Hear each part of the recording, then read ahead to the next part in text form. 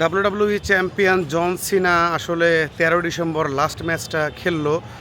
তো সে যতই হেরে যাক তারপরেও সে আসলে স্টেজ থেকে বিদায় নিল, যেটা দেখে আসলে খুবই খারাপ লাগলো।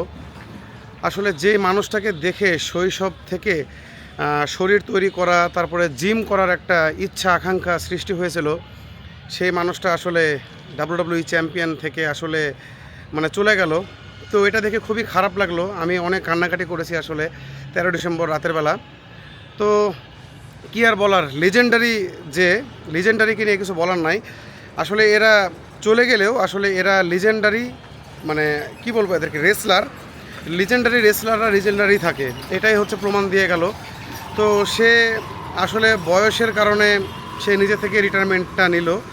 তো জিনিসটা দেখে খুবই খারাপ লাগলো। আসলে একটা ইমোশনাল কাজ করাটাই স্বাভাবিক, কারণ জন সিনার কথা তো আপনাদেরকে বললামই, আপনাদের অনেকের আসলে জন সিনাকে পছন্দ। তো একটা সময় রেসলিং খেলার দেখাটা ছেড়ে দিয়েছিলাম, কিন্তু জন সিনা যখন আবার নতুনভাবে কামব্যাক করেছিল তখন থেকে তাকে দেখে আরও খেলাটা দেখার প্রতি প্রচণ্ড আগ্রহ এসেছিল।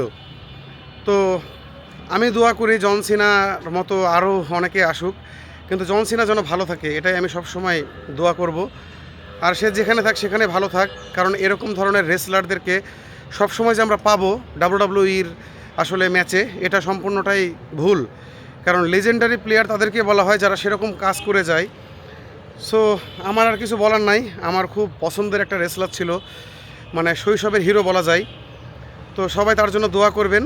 আর আমার যেখান থেকে ভিডিওটা দেখেন একটু ফলো করবেন, সাবস্ক্রাইব করবেন ইউটিউব থেকে দেখলে। ধন্যবাদ সবাইকে ভিডিওটা দেখার জন্য। আসসালামু আলাইকুম।